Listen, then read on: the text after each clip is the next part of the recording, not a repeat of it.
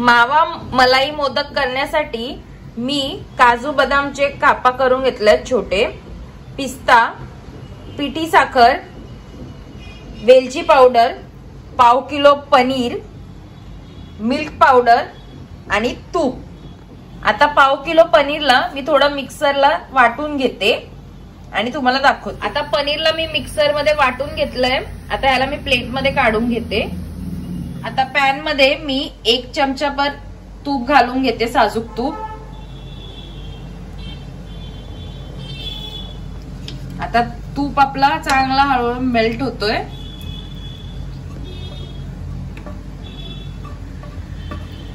आता यात मी पनीर जे आपण मिक्सर मध्ये ग्राइंड करून घेतलेलं आहे ते सोडून घेते। गॅस जो आहे मी स्लोवर ठेवलेला आहे।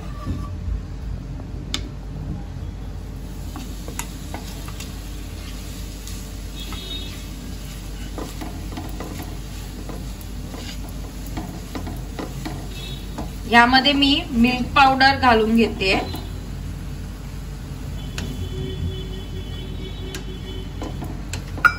या सर्वांना मी चांगलं एकत्र करून घेते। कंटिन्यू याला फिरवत राहायचंय।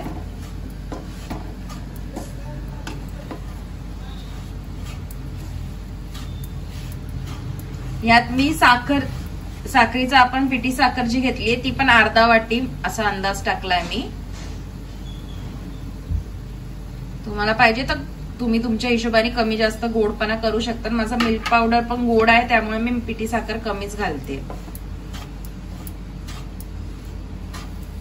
ह्याला कंटिन्यू हलत राहायचं, नाही तर खाली लागता कामा नये।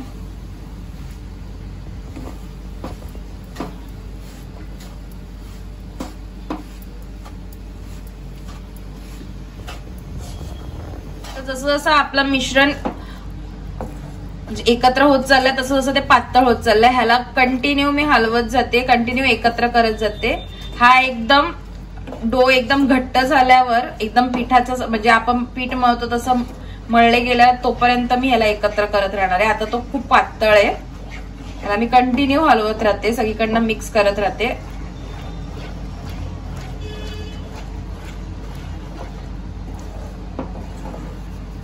हा जसं एकत्र मळल्यासारखं झालं ना तोपर्यंत मी ह्याला कंटिन्यू हलवत राहणार आहे।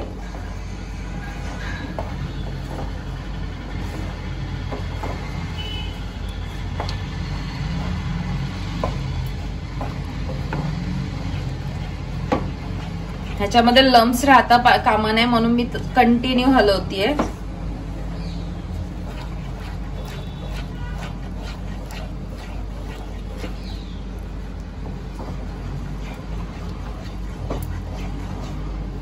चांगला असा मळले गेलेला आहे, चांगला एकत्र झाला। आता गॅस बंद करून घेते, याला थंड करते आणि मग दाखवते। मिश्रण आता आपलं थंड झालंय। यात मी वेलची पावडर आणि काजू आणि बदामची पावडर करून त्याला मिक्स करून घेतलंय। त्याला मी तूप लावून घेतलंय। आता यात मी पिस्त्याचे कातरण आहेत ते थोडं लावून घेते।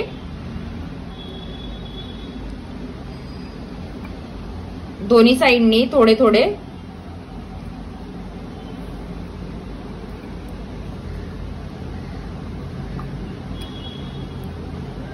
आता आपला जो डो आहे बनवलेला मिश्रण तो आता दोन्ही भागामध्ये मी भरून घेते।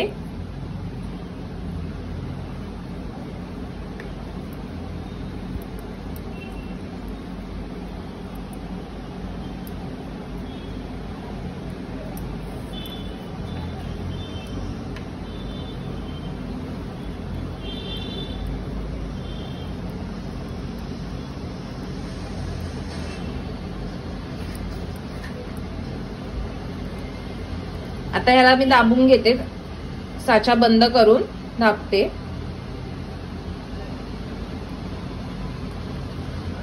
जे एक्स्ट्राचं आहे ते आता मी काढून घेते।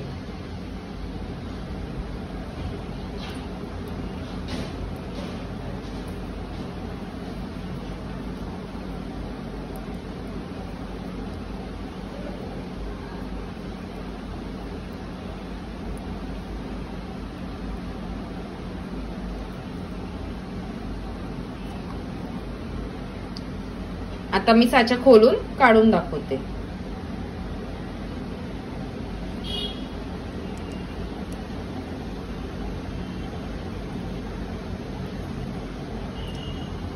अशाच प्रकारे मी सगळे मोदक बनवून घेते आणि तुम्हाला दाखवते.